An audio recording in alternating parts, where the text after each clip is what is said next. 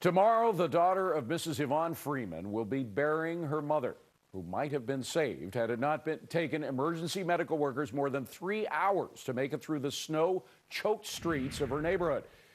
But short of human tragedy, are there grounds to sue the union?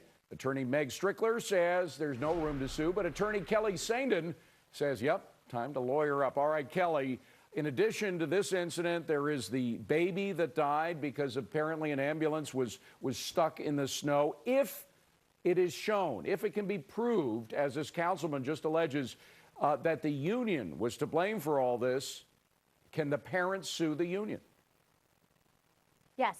The parents of the deceased baby is, I think, what you're referring to, yes. And they can, because this isn't just an extraordinary circumstance where the weather was so bad they couldn't get there. This was a concerted scheme to deprive people of roads, of emergency services, because if you're making it such that the roads aren't clean and there's no access to you, then there's absolutely liability. All right, Meg, you say no. Why?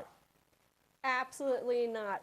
This is not a concentrated scheme here. We have a few individuals who are snitches. The union as a whole cannot be sued because we're not sure if this was orchestrated from the top. And why aren't they suing Mayor Bloomberg? Why didn't the MTA and everybody else?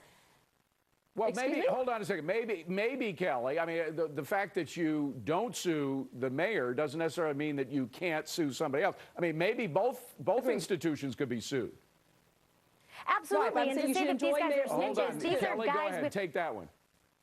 These are guys with consciences that came forward and they felt bad. And to say that it's separate, no, they're all in it together. Maybe Bloomberg needs to deal with them. Maybe they need to be staffed up. Maybe there were bad decisions. Maybe there were also problems at the 911 center, and they need to be sued as well. But it doesn't mean that the union gets off because they chose to leave the roads. Yes, they should be, because we cannot prove. Snowed. Meg, go ahead. Well, you can prove it by people testifying. Hold on, Kelly. Meg, go ahead. The entire union orchestrated from the top. We have a few individuals who came up as snitches, but we don't have the entire New York City union who were plowing the streets, all conspiring together to not plow the streets. Because guess what? Some of these streets were plowed. Meg, why do you say snitches as opposed to whistleblower? Right.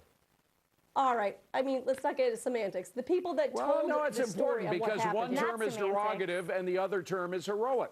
Why do you say snitches rather than whistleblower? You think of Aaron Brockovich. Why isn't this sort of an Aaron Brockovich moment as opposed to a snitch moment?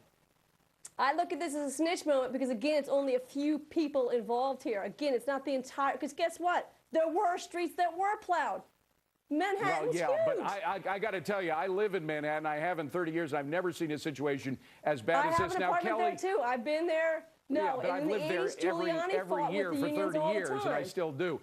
Kelly, the fact is that if this councilman can prove the case, if these people come forward, maybe there are emails or some tape messages or whatever, if they can prove that the supervisors were involved in this, does that make this an airtight case?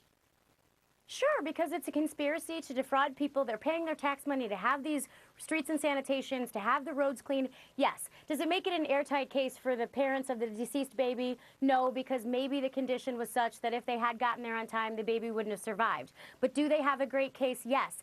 And is there more likelihood if other people were involved? Even 3 is enough of a conspiracy, and if one of them is a manager and they knew, but this was a slowdown across the board. So to say that everyone wasn't involved, I'm not buying it. Meg, very quickly, because we got to wrap, but you take the last word. I say there's also medical evidence here. There might be a reason that baby might have died and no help would have happened anyway. Again, it was a small little unique cases here that they may not have a successful case at all. All right, that's the last word. Meg Strickler and Kelly Sandin, good to see you both, ladies. Thanks for coming in. Coming up on